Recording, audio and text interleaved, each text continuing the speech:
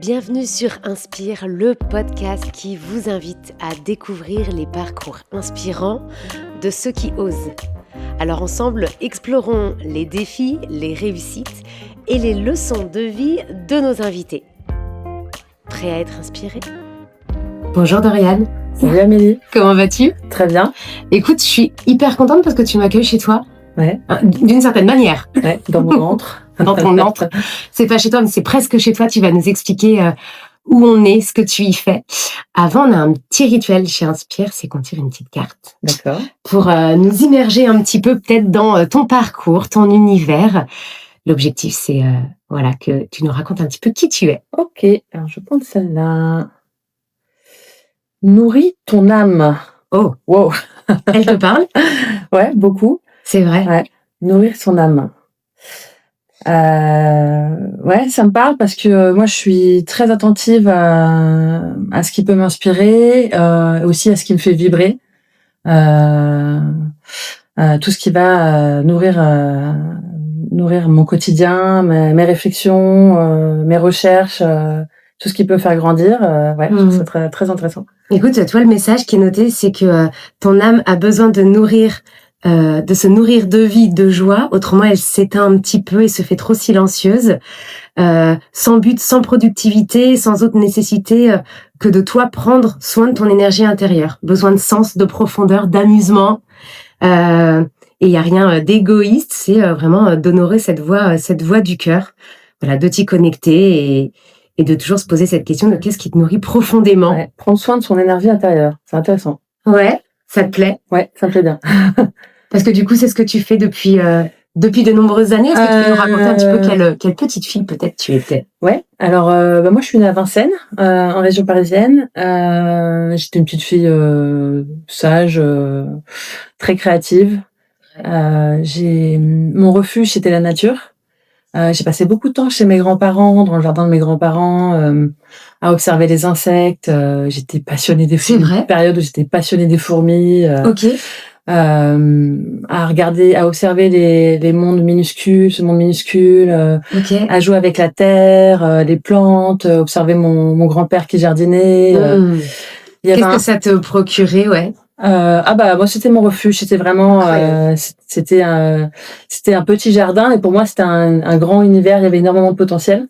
Un exploratoire. Voilà, tout à fait. Je me prenais pour une biologiste, je sais pas trop. Tout à fait. Il y avait un puits, je m'amusais à créer des ruisseaux dans les allées du jardin. Enfin voilà, c'était génial. Ok, donc déjà le côté très nature brute qui était présent dès ton enfance. Ouais, c'est ça. Et tu disais que c'était un peu ton exutoire ou ton refuge. Est-ce que pour toi l'école c'était terrain d'exploration ou pas du tout ? Ouais, j'aimais bien l'école. Aussi, franchement, j'étais plutôt bonne élève. Il n'y a pas eu de. Ouais, c'était plutôt mon refuge par rapport à ma vie. En fait, moi, j'ai perdu mon père quand j'étais petite, quand j'avais 9 ans, et j'ai grandi avec ma mère seule. Et c'est vrai que du coup, la créativité, la création, c'était un moyen. En plus, je suis fille unique, donc j'étais assez seule. Et du coup, la création, la nature, faire fonctionner l'imaginaire, c'était. Comme tu sais, ton exutoire. Ouais. C'est ça. C'est la manière de se recréer un petit monde avec c'est ça. Pas plein d'amis imaginaires, mais c'est souvent ça dans l'enfance. On s'aperçoit que c'est vrai. Dans différentes personnes que j'ai pu interviewer, il y a cette envie et ce besoin des fois qu'on retrouve pas dans ce monde-là. Et on se dit, on veut se recréer un monde avec plein de petites choses qui nous appartiennent et qui nous font du bien.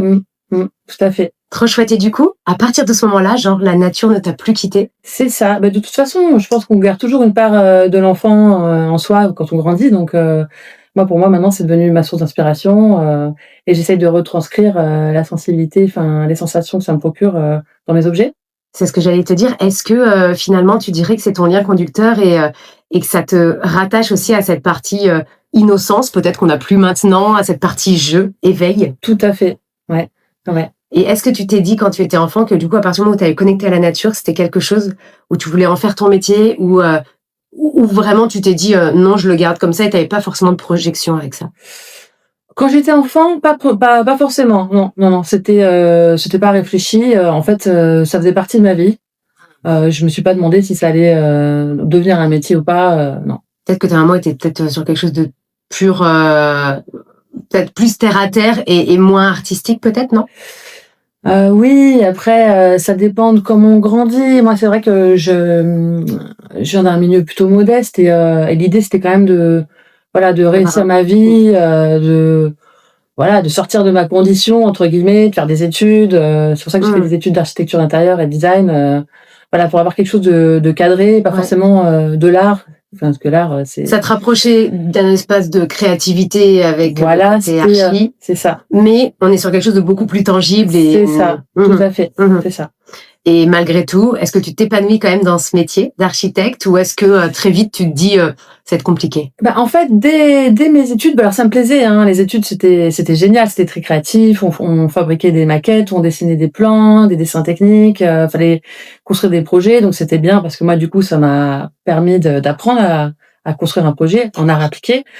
Mais je me sentais quand même, j'avais l'impression de pas être légitime. J'avais OK. l'impression de pas avoir les mêmes codes que mes camarades. C'était dans une école parisienne. J'avais l'impression de pas venir du même milieu Ah, et c'est drôle, de alors pas que être pourtant, avec du recul, je me rends compte de ça. mmh, Mais même quand j'ai commencé à travailler, je sais pas, je me sentais pas à ma place. Et puis, il manquait aussi le contact avec la matière. Moi, j'ai toujours aimé les matériaux. Quand j'étais au lycée, j'adorais mmh. travailler avec du métal. Je découpais des plaques de métal, je faisais des sculptures, je pliais, OK. même le bois. Donc tu as toujours Ça me manquait gardé beaucoup. en parallèle, en fait, finalement, que ce soit tes études ou ton travail, ce côté Ouais, manuel? ouais, tout à fait. Ouais, En te disant: «Bah, toujours, je peux peut-être pas en faire mon métier, mais c'est encore une fois un exutoire». c'est ça, c'est ça. Et Mmh. du coup, pendant des années, j'étais un peu perdue et j'ai eu OK, la rencontre avec la Terre en 2011. J'ai fait un stage de tournage, donc de tour sur un tour de potier. d'accord. Et alors là, c'était la révélation. J'ai vraiment trouvé la matière Ah, c'est dingue. qui me parlait le plus en fait. OK, Ouais. OK. Euh, C'était pour quelle occasion? C'était pourquoi est-ce que à un moment tu t'es dirigée sur cet atelier-là? Non, c'est un truc qui et s'est ben, présenté comme ça? je me suis interrogée en fait sur les matériaux. OK. Je me suis dit pourquoi pas faire de l'artisanat, mais je voulais quand même essayer. Et j'ai pressenti que la terre, c'était quand même un médium vraiment qui avait beaucoup de potentiel. J'ai voulu essayer, donc je me suis dit je vais faire une semaine. Et en fait, je suis tombée dedans. Je suis Mmh. restée dans l'école où j'ai fait cette semaine et j'ai passé mon CAP de tournage. Incroyable parce que Ouais. tu m'aurais dit: «Bah, tiens, en effet, j'allais me mettre au dessin parce que archi» et tu te serais mis à faire, moi, je sais pas, des peintures ou de l'aquarelle. Ça aurait été logique aussi Ouais, de se ouais. dire, suite à ce métier d'architecte, Il fallait quand même rester dans quelque chose de tangible. mmh, L'artisanat, c'est quand même une formation professionnelle. Euh, oui, que tu aurais moins eu peut-être avec, avec l'art, ouais, c'est ça. peinture. Ouais, OK, et donc là, tu enchaînes cette école et là, ouais, tu t'éclates de plus en ouais. Ah plus? ouais, c'était génial. Trop bien. Trop bien. Après, l'école qui m'a formée m'a embauchée comme assistante d'atelier pendant 1 an, donc ça a OK, continué de me former. trop Et bien. j'ai commencé à apprendre à enseigner. Et puis j'ai commencé à enseigner à droite à gauche. Au début, des cours de modelage avec des enfants. Alors les cours de modelage avec les enfants, c'est génial. C'est vrai? Ouais. Tu as des souvenirs de ça? Ah bah oui, bah j'en donne encore. Hein, ça m'arrive. Bah les enfants, ils sont hyper spontanés. Mmh. Ils ont une spontanéité même déconcertante. C'est vrai? Tu Euh, as un souvenir d'un moment précis, d'un truc un peu chouette que tu as vécu? Bah, ce qui est chouette avec les enfants, en fait, j'ai pas là de souvenirs précis. Il y a eu énormément de bons souvenirs, même les cadeaux qu'ils vous font. Enfin, ils vous donnent plein d'amour en fait, les Ouais. enfants, hein, quand on travaille avec eux. Mais ce qui est vraiment chouette, c'est que quand ils vont faire un projet, ils vont pas être dans l'objet fini. Ils vont pas OK. projeter en fait l'objet fini. Ils vont être dans le moment présent. Ils vont vraiment être à ce qu'ils font par rapport à ce que nous adultes on fait quand on a un projet. Parfois même il y a des gens qui viennent avec une photo Pinterest. Voilà, je veux faire ça et ils vont. Alors que l'enfant non, il est dans l'instant présent. Il est dans ce qu'il fait et ça c'est magique. Et du Parfois coup, ils sont surpris même de ce qu'ils font. c'est ce que j'allais dire. Ouais. En fait, on a la surprise parce Ouais. qu'on n'a aucune intention et on projette pas quelque chose. Là où l'adulte, en effet, comme tu disais, va peut-être plus facilement être déçu parce que, bah, ce qu'il a vu a peut-être été fait par un pro et que lui, Ouais, il y arrive ah oui. pas. Ouais. Ah bah, J'imagine les bien. adultes souvent quand ils ont fini leur pièce ils sont un peu déçus. Ouais. Parfois même ils veulent la jeter. Mais non. Alors je leur dis bah non, on la garde, tu vas voir plus tard. Et souvent quand ils y reviennent, en fait, ils sont contents de ce qu'ils ont fait. Bah oui. Mais on a une espèce d'attente de ce qu'on Mmh. produit et ça correspond pas forcément à ce qu'on produit, mais au final, on peut être agréablement surpris, ça peut être encore mieux. Mmh. Et est-ce que toi, d'ailleurs, pour revenir sur petite parenthèse là sur le moment présent, est-ce que c'est quelque chose sur lequel tu es hyper attentive? quand tu travailles ce que tu fais, peut-être plus maintenant, ou c'est peut-être plus d'automatisme d'ailleurs? Oui, il y a une petite part d'automatisme quand même maintenant, mais ça me vide la tête. Concrètement, quand on travaille la terre, la pâte, ça vide l'esprit. De toute façon, c'est assez méditatif. On va revenir là-dessus parce que je voudrais vraiment que tu nous expliques ça. On va revenir sur les enfants. Donc du coup, l'école t'enseigne aux enfants. Et les premières pièces qu'on fait quand on enseigne aux enfants, c'est quoi? Le bol. Ah oui, un petit bol simple. Ah bah le bol, ouais. Adulte-enfant, hein, en fait. C'est vrai, c'est la pièce simple, basique par Alors c'est pas forcément... oui, c'est pas la plus compliquée, mais on peut avoir des difficultés quand même. Mais c'est surtout que quand on pense faire de la poterie, le bol, c'est quand même la première idée qu'on a. Voilà. Et puis il y a une technique qui s'appelle la technique du pincé, où en fait on va vraiment jouer avec la plasticité de la terre. On va devoir contrôler ses pressions, surveiller l'épaisseur de la pièce. Et ça, c'est super intéressant quand on apprend à modeler, en fait. Bon, là, l'instant présent, on est obligé. Je pense que là, si t'es pas dedans, tu penses pas. C'est pas du tout la même chose. C'est ça. Ok, donc là, on a peut-être cette amorce aussi à l'apprentissage que tu fais, comme tu le disais aujourd'hui aussi dans tes cours, que tu continues. Je pense que c'est là où ça a commencé, c'est ça? Ouais. Cette transmission. C'est ça. Et ensuite, à quel moment on se dit, je monte ma boîte? Parce que entre être embauchée, être assistante, ou en tout cas être intégrée dans une équipe et se dire, je me lance toute seule, c'est quoi le déclic? Alors, ça a été long. Hein. Ça a été très long. J'ai enseigné pendant de longues années. Alors moi, ça a toujours été mon objectif de créer ma boîte.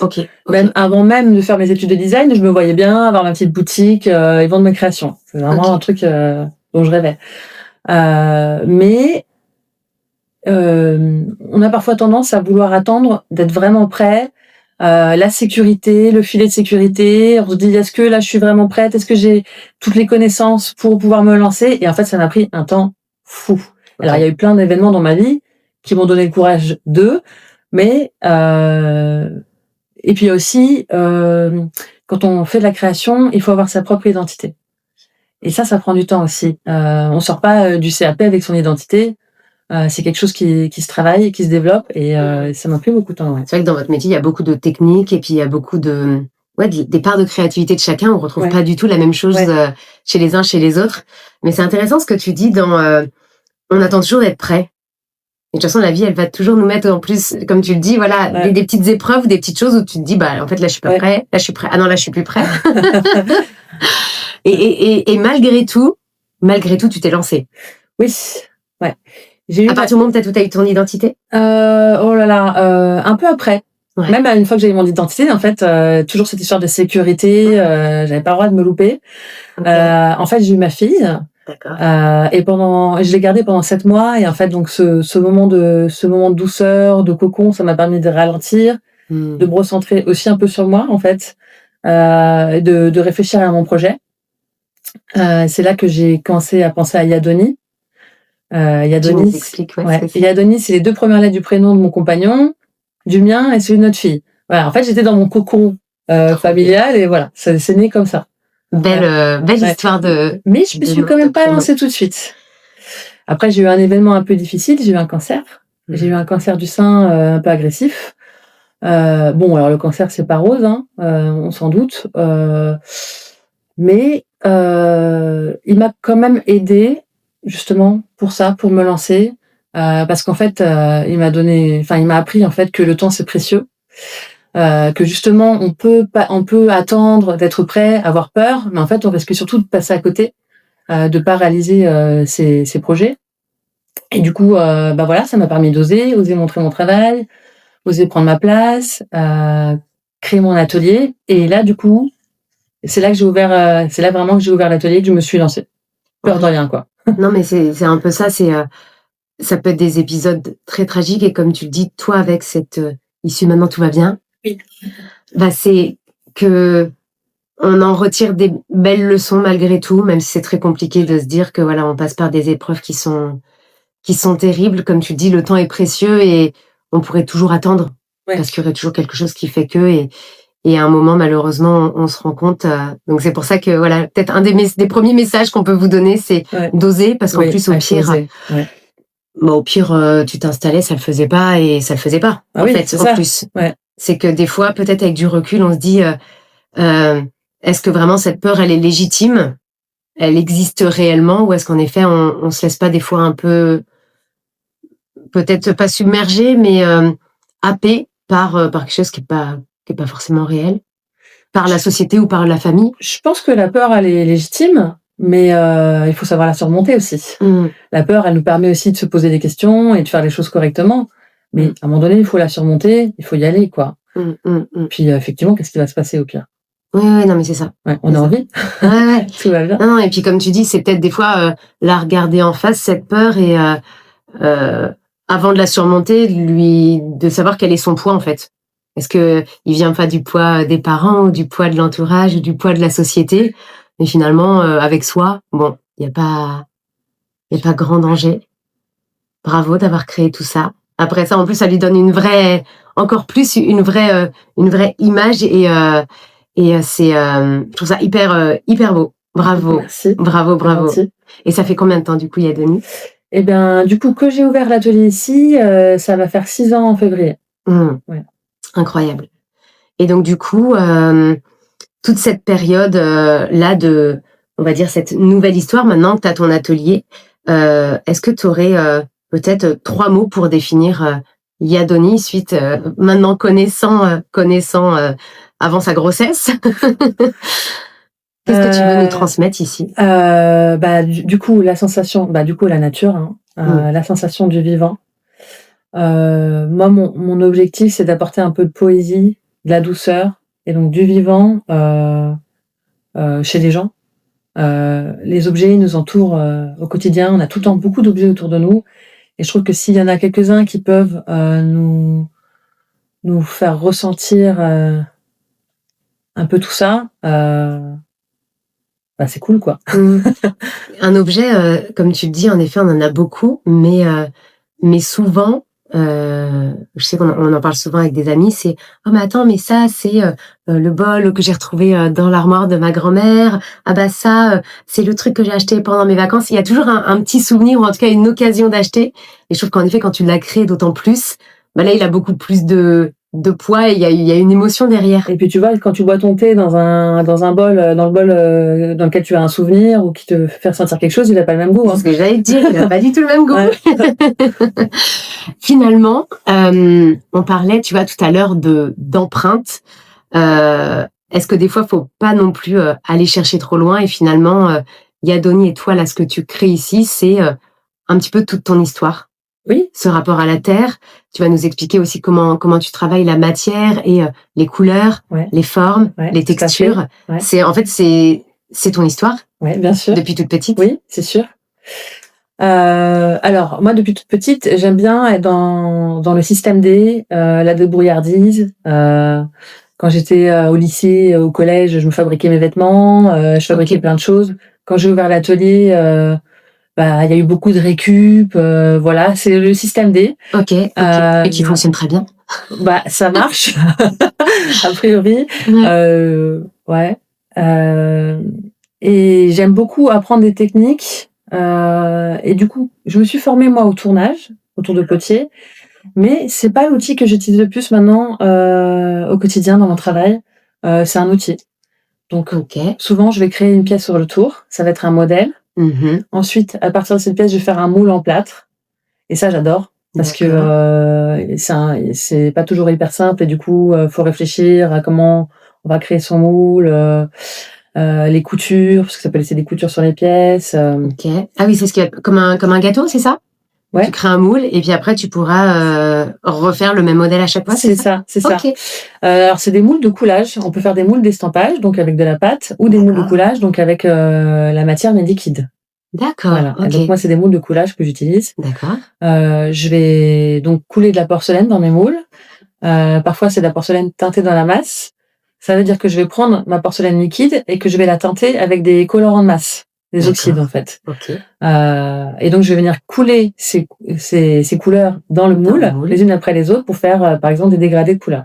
Comme ce que tu as en ce moment. Voilà. Très intéressant. Ouais. Très intéressant. Et puis, avec au fur et à mesure du temps, je crée de nouvelles couleurs, j'essaie d'explorer. Voilà. qu'est-ce qui t'inspire pour, tu nous dis, voilà, d'avoir les dégradés de couleurs, je les vois les pièces derrière toi, d'avoir ces striures, d'avoir les différentes épaisseurs. De quoi tu t'inspires? Est-ce qu'encore une fois, là, c'est ton histoire Oui, finalement? bien sûr. C'est l'eau, la terre, Ouais. ou est-ce que c'est du voyage ou autre chose qui t'inspire? Dis-moi. Non, c'est plus mon histoire, et puis des images aussi que j'ai vues. Les dégradés de couleurs, c'est venu des images de montagnes du Japon où on voit les montagnes au premier plan qui sont plus foncées et celles qui sont derrière qui sont un peu plus claires. Et ça, c'est magnifique. Parfois, il y a un petit peu de brume dedans. Super. Ça, j'ai eu envie de retranscrire ça. Ok.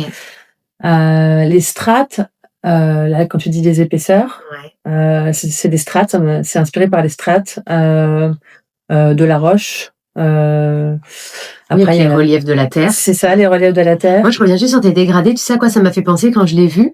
Alors, certes, ça peut faire du paysage, mais vu d'en haut aussi, des fois, tu vois, quand tu t'enfonces un peu dans des forêts, ou t'es Ouais. prairie et tu t'enfonces dans des forêts, ou l'eau, la mer, c'est le Ouais. sable et tu Ouais. t'enfonces dans l'océan et tu vois le dégradé bleu. Ouais, c'est Écoute, vrai. ça m'a fait penser à ça aussi. Ouais. Je pense que chacun peut y aller de son imaginaire. Après, ces pièces-là, je les appelle vagues, tu vois. Ah bah voilà. Bon bah c'est vague. Après, chacun peut y voir ce qu'il veut. Je veux dire, c'est ça qui est intéressant. Mais c'est ce que j'allais dire. S'approprier. Ouais. Bah, les strates, on les voit ici. Moi, je sais que tu m'avais aussi proposé à l'époque avec les petites billes, les Ouais, petites perles. ouais, Ça, c'est incroyable. ouais. C'est quoi? Ça, c'est des gouttes de porcelaine. Ouais. En fait, que je dépose avec une pipette. Donc, c'est de la Ok. porcelaine liquide et je viens déposer chaque petite goutte sur la pièce. Et là, qu'est-ce qui t'a inspiré pour faire ça? C'est plus le corail.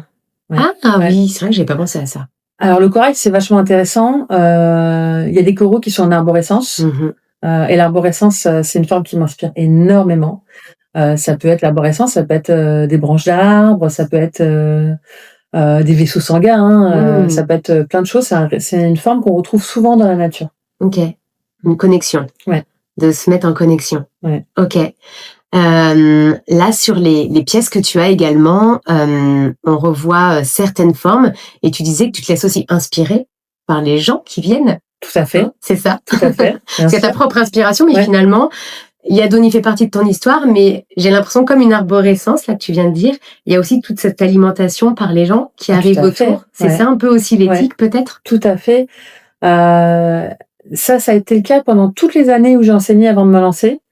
Et ce qui est sympa aussi quand on donne des cours, quand on rencontre des gens, et puis même les clients, c'est qu'il y a beaucoup d'échanges humains.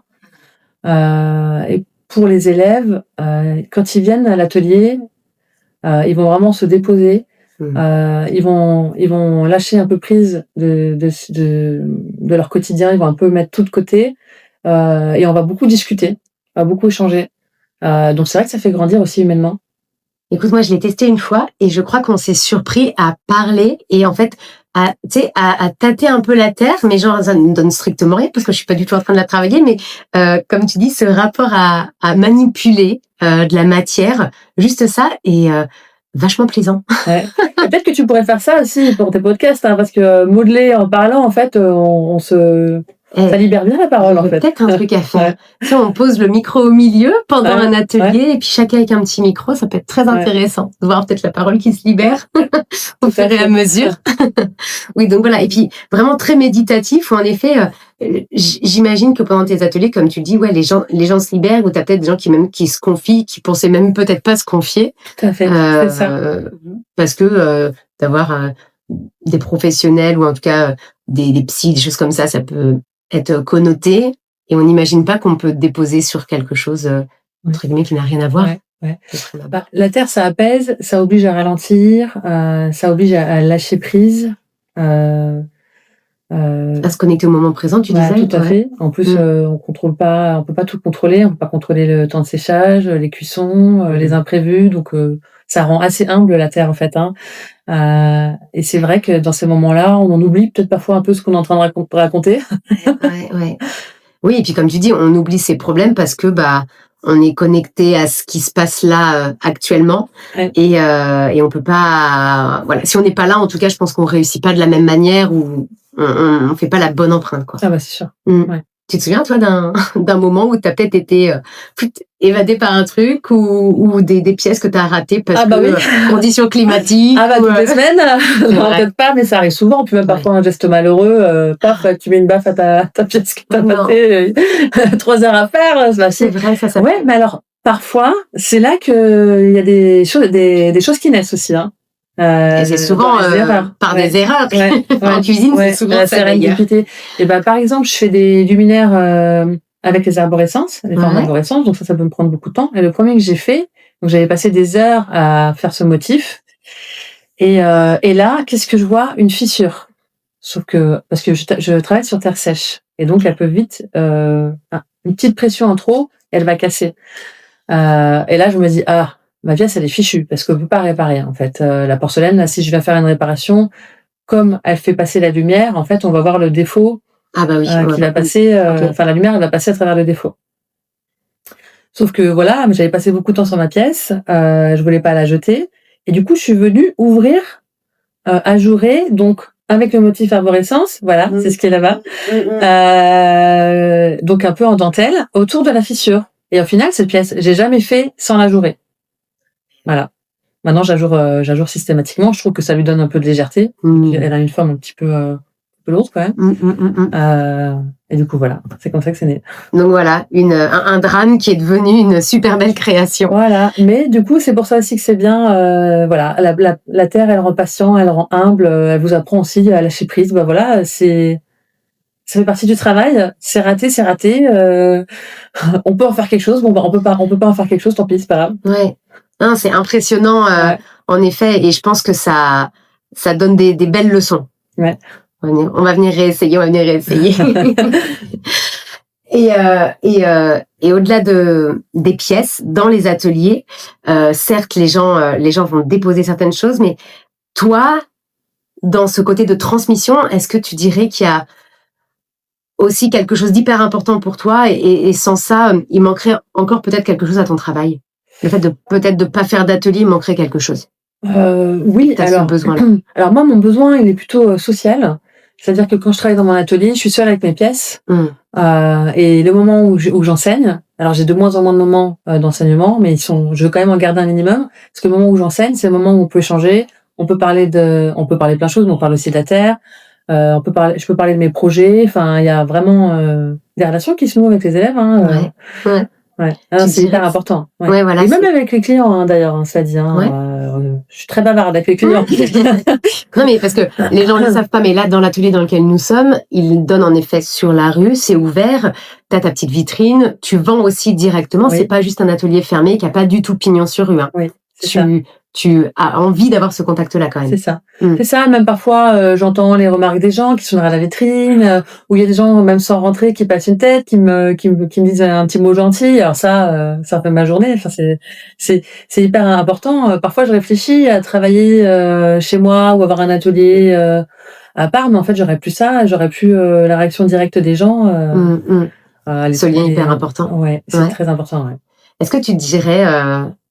alors, je sais, j'ai pas du tout la réponse, mais entre guillemets, parce que tu as eu ce contact-là avec la terre, parce que fille unique, t'as ce besoin aussi viscéral, tu vois, de connecter avec les gens et d'avoir tout cet amour là qui soit dans l'air. Ouais, bien sûr.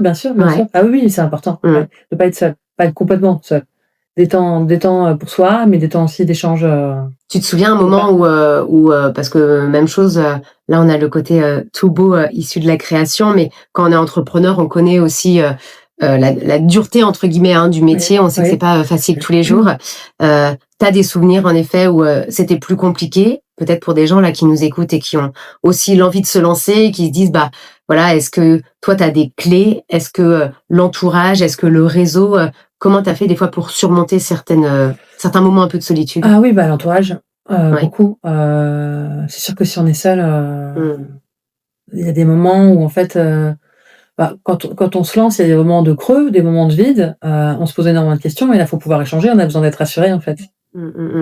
Est-ce que le réseau, au-delà de l'entourage, toi, c'est quelque chose qui a été important, ou de te retrouver avec des pairs, peut-être pour. En fait, quand j'ai ouvert l'atelier, je venais d'arriver à Nantes. Donc pour le coup, j'avais pas de réseau du tout. D'accord, ok. Il s'est créé après. Et oui, carrément. Échanger avec des pairs, on se sent moins seul, on se sent épaulé.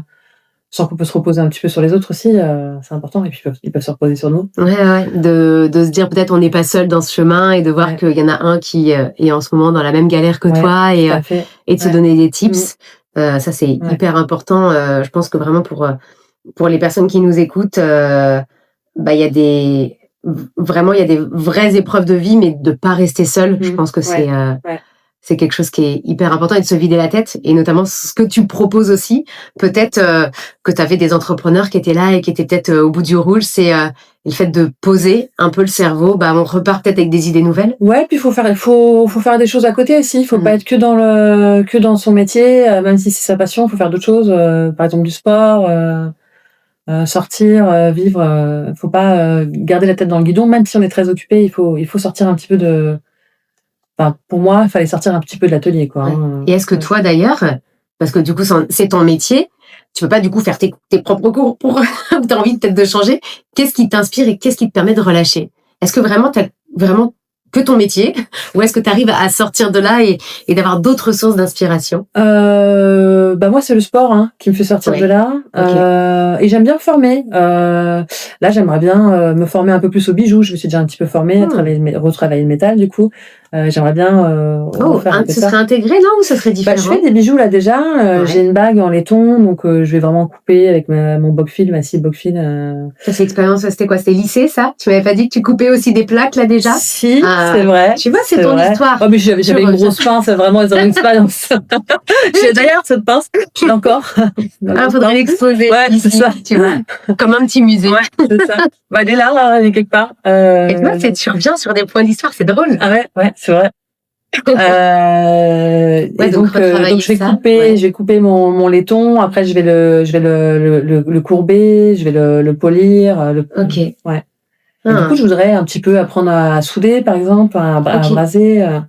Incroyable. Donc du mélange de matière, mais en tout cas, voilà, tu restes de toute façon dans la matière. Ah oui. Ouais. Ok. Et puis, j'ai un petit peu envie de tout faire moi-même aussi.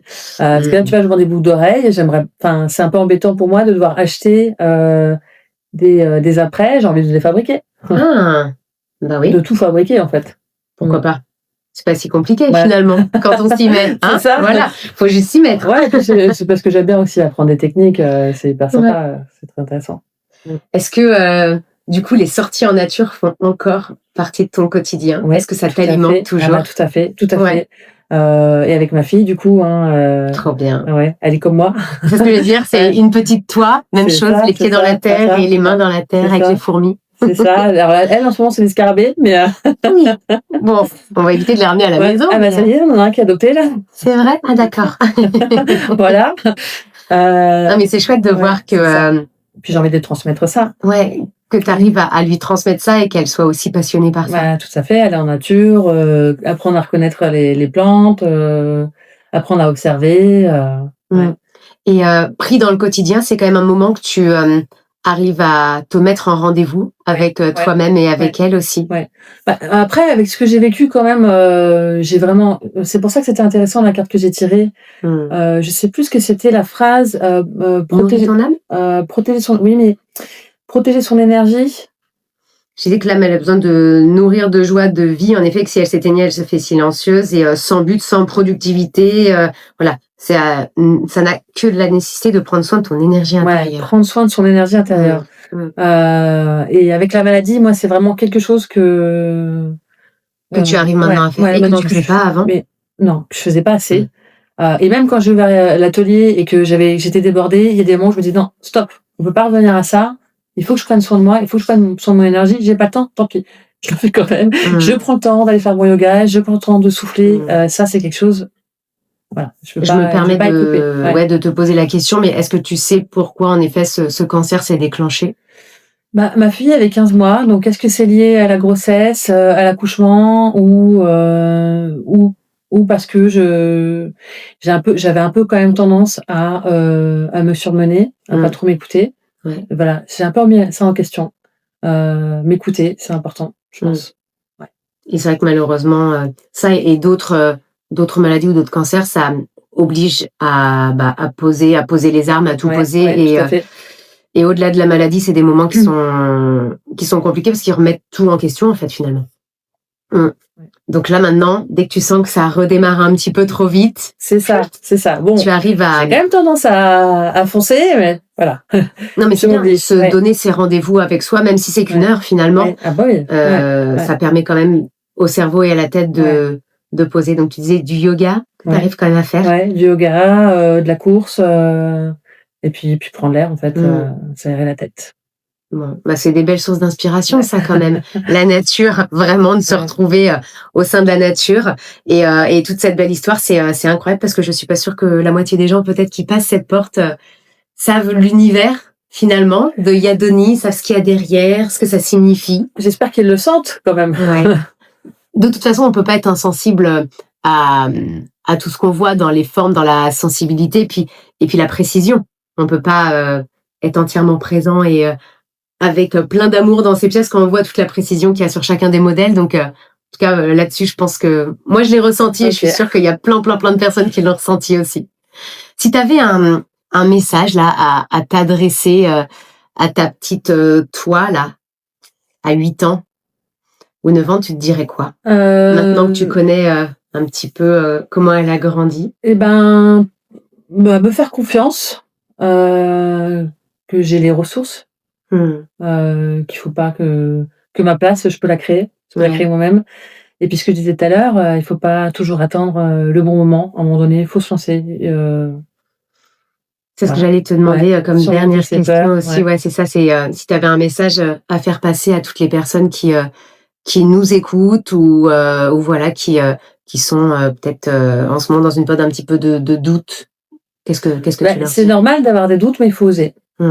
Il faut oser. Les doutes, ils sont là, on les pose et on y va. Oser. Ouais. Peut-être pas foncer, mais oser en tout cas. C'est ça. Essayer de regarder vos peurs en face et puis moi j'aime bien cette phrase de au pire parce que souvent au pire bon il y a pas grand chose qui peut arriver donc n'hésitez pas. Ouais. Passez la porte de Yadoni. Où est-ce qu'on peut te retrouver, dis-moi?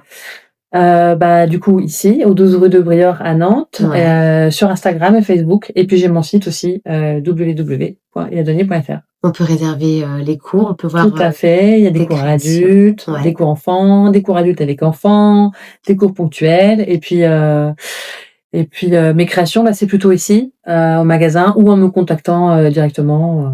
Parfois je fais même des petites vidéos pour montrer ce que j'ai en stock. Trop bien. Voilà. Et puis même pour les entreprises, moi j'y pense, ça peut faire du bien à des groupes aussi de manipuler la terre ensemble, voilà, peut-être ça peut comme on disait faire déposer des choses et ça fait toujours du bien, ça fait toujours une petite soupape de décompression. Carrément. Moi, je te remercie. Je vais te laisser le mot de la fin, mais avant de te laisser ce mot, moi, je te remercie de nous avoir laissé un peu nous émerveiller et voyager pendant cette bonne demi-heure ensemble déjà.